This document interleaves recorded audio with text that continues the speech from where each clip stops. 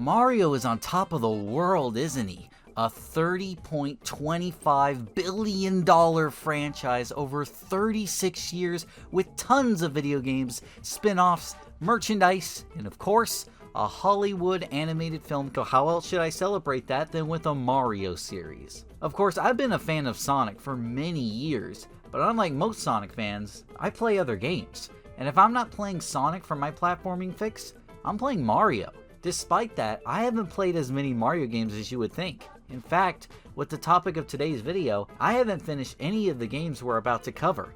I played a little bit of Mario Bros. 1, even less of 3, none of 2, Super Mario World I haven't played, Super Mario 64 was my first ever video game of all time, and then I transitioned to the PS2, so Sunshine was out of the question. I remember demoing Super Mario Galaxy on a Wii kiosk, then played Super Mario Bros. Wii about 5+ years later. Super Mario Odyssey I played, and yeah, that's pretty much it. So basically all I'm about to cover, I have not played, or just played for like an hour or so. But that's pretty cool, isn't it? This popular franchise that has been cherished and enjoyed by pretty much everyone on the planet, and here I am about to judge all of them with an open mind. So I think this should be a lot of fun, and I'm definitely very excited to play some of the greatest games of all time, and call Super Mario Galaxy overrated. Just kidding, I hope. Well, let's stop talking about little old me. Let's start things off with a little bit of history. It's easy to forget just how low video games were back in the day.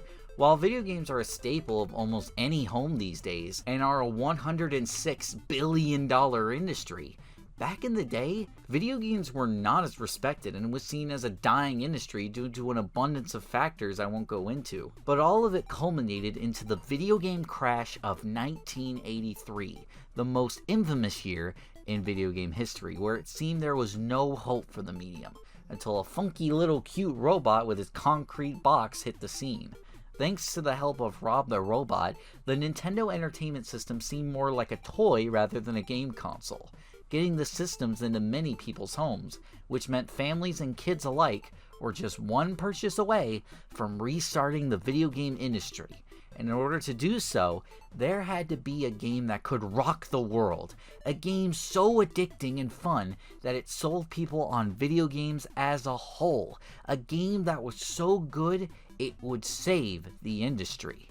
That game was Super Mario Bros. On the NES. The game was meant to be simple, easy to grasp, easy to pick up and play. Unlike most Atari games that required you to look at the manual to learn how to play it, Mario Bros. Was a game where anyone of any age could play it and have fun. All you had to do was run and jump through an obstacle course, and your end goal was saving a princess. Easy and simple to grasp. And that's what made Mario Bros. Immediately resonate with millions of kids and adults alike. And now that Mario Bros. Taught them the basics, they then learned how, and more importantly, why they should play video games again, and moved on to more complicated games, and grew more and more interesting and fun experiences to this very day. Except that one. But because of the time and place it was released in, does Super Mario Bros. Still seem as addicting and fun as when it first released? Or has it aged as badly as Atari's catalog? Mushroom Kingdom, here we come. Okay, so plot summary, and I want you to take very careful notes because you're going to need them for this one. Princess has been kidnapped by spiny dinosaur. Mario must go save. Oh, phew. So glad I was able to get through that. That must have taken 4 seconds. Okay, so let's look at gameplay first. As we discussed already, Mario Bros. Is all about platforming through an obstacle course of enemies, hazards, and bottomless pits to reach the flagpole on the other side. If you don't die, each stage should take about less than a minute, 3 minutes at max on average. Your controls are deceptively simple. You run by holding down the B button and jump with the A button. And it's so fun to keep it held down while clearing the stage without stopping. That is satisfying due to how simple the controls are, especially if you're playing on a Super Nintendo-like controller, and meaning the NES games on Switch, fuck it up. The X and A combination worked just fine, it just took some getting used to. Mario's controls are so simple and fun, and it makes the game super addicting, and it just flows so well. Well, almost. Mario's controls have aged very well in every respect, except for one thing that might not bother you, but bothers platforming purists like myself, and it's a little thing known as jump block, where once you jump, you're locked into that position and can't really move while in midair. Now, this is something you could get used to, and if you're new to platformers, you might not even notice this is a problem, but a pain to go back to. I was able to work around it just fine, but some people can't, and that's totally okay. Speaking of pain though, let's talk about all the enemies in this game, because there's one I have to talk about.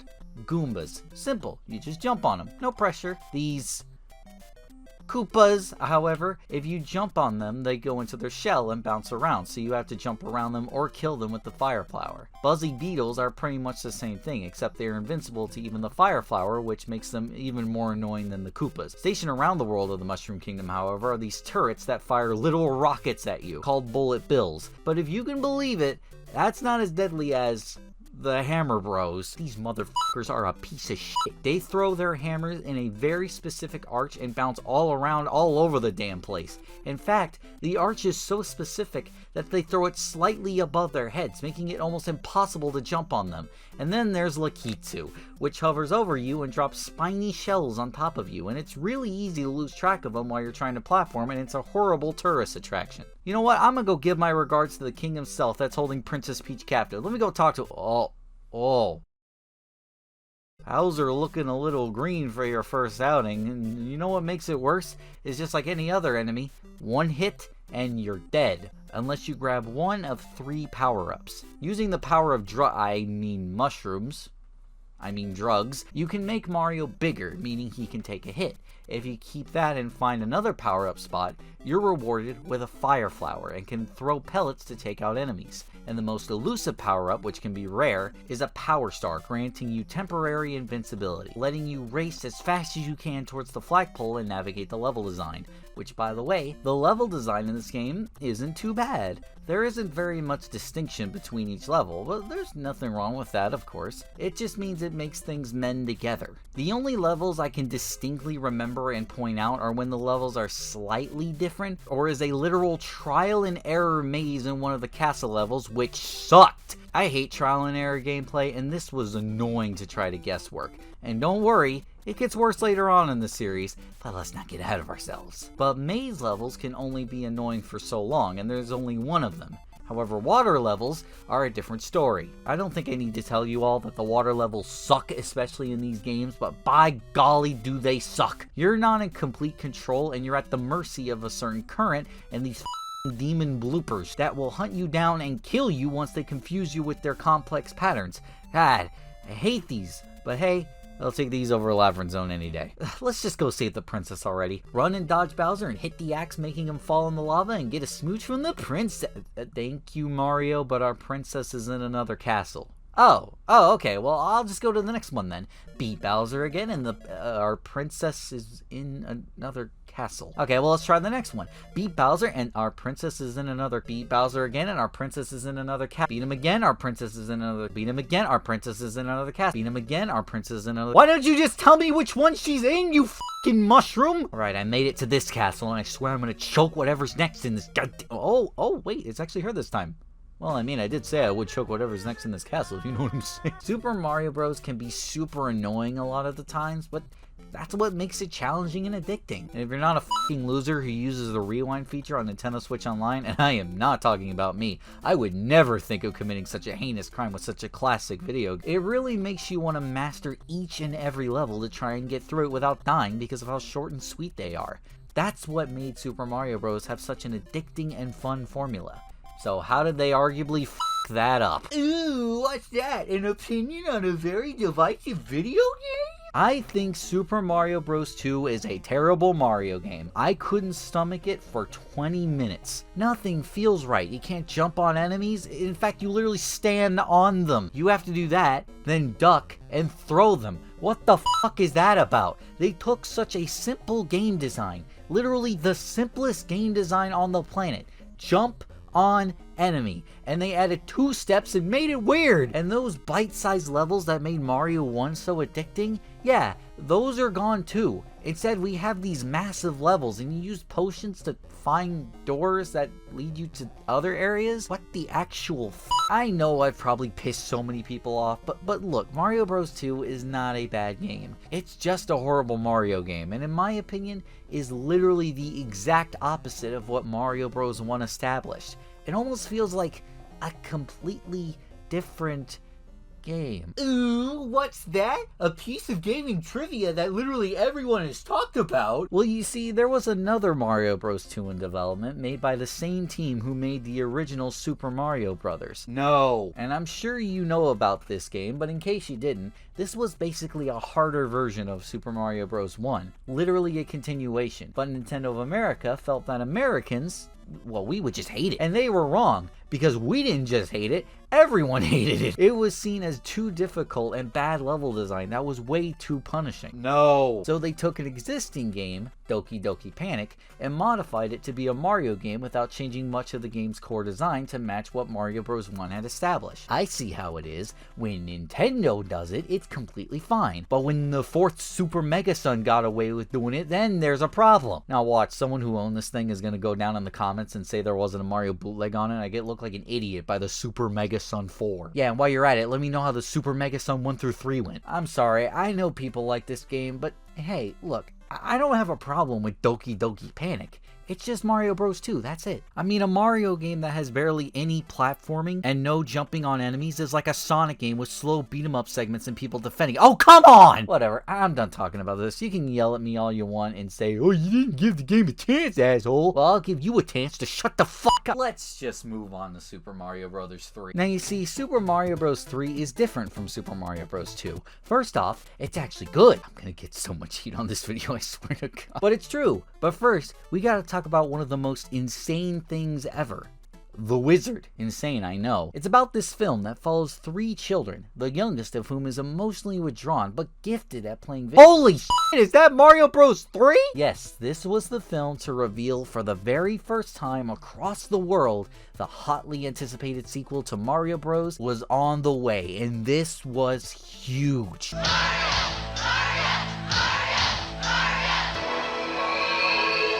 He's back. All you had to do was ask. This was the first time a video game was ever revealed in anything close to this matter with such genuine build-up and excitement. Remember, there was no E3, there was no Nintendo Directs, there was nothing like that. But was it worth this much hype out of the gate? Well, yeah. Super Mario Bros. 3 is excellent and has definitely aged well. It improved and refined everything Super Mario Bros. Laid the groundwork on. There are more levels, and they all feel just as, if not more addicting and better than previously. And for the first time in gaming history, there was a level map, making the levels feel like they are a part of an actual world. But it's not just the level of continuity we have with this game that makes it amazing, we also have awesome new power-ups. Not only does the Mushroom, Fire Flower, and Star all return, but we have the Super Leaf and the Tanuki suit, which is pretty much the same thing, in that you can leap into the air. There are a few other power-ups too, but I didn't really get to use them that much. You have the Frog suit, which apparently helps in water levels, and you have certain power-ups that affect the overworld map. The P-Wing, which allows you to enter the level with infinite P-meter, meaning you can fly whenever you want and however long you want. And some of these levels, not all of them, but some of them, you can outright skip entirely by flying over it with this power-up, meaning you have broken the game. There are a few rare power-ups I didn't experience during my playthrough, however, like the Warp Whistle and Anchor. But these are power-ups that help noobs beat the game a little easier. What do you think I am? Someone who uses the rewind feature on NSO? Ignore that. But now let's talk about enemies, because there are a lot more this time. Of course, Goombas and Koopas are back, and Koopas are actually extremely useful because you can pick up and grab their shells and throw them to get hidden blocks along with the ground you couldn't get otherwise. Bullet Bills are back, but so are the fucking Hammer Bros. Who allowed them back in this ruin? And there's also a new variant of the Hammer Bros called the Boomerang Bros, who are way more annoying because boomerangs are like William Afton. They always come back. There's other enemies too, like the Nipper plant. What kind of name is Nipper? However, the main enemies in this game are the Koopalings and this thing. They can be found in the castle levels of each world, and the castle levels, thankfully, aren't as cryptic. Well, except for a couple of them. There was one that had like 1 billion doors, and I just had to keep trying until I found it. There was the other one where there was this random P block where I had to find about 10 minutes of searching, and then I thought it was the way out. But it turns out it was just a way to get a Tanuki. It just took me a long time to find the way out. How long? Well, let's make a deal. Drop it for now, and I'll come back Tuesday and tell you. But other than that, they're fine. Nothing about the level design struck me as impossible or cryptic other than that. And I guess the second one could be my fault. What's not my fault, but the Koopaling's fault, is kidnapping the kings of the kingdom, where they have been turned into animals. Those goddamn whippersnappers. So we must take to the skies in each world in order to get back the king's magic wand. Dildo. This is the final type of level, the airship level. And for being in the air, these levels sure are busy and cramped, but a little bit of cramping I can deal with. What I can't is that each of these levels are auto-scrollers.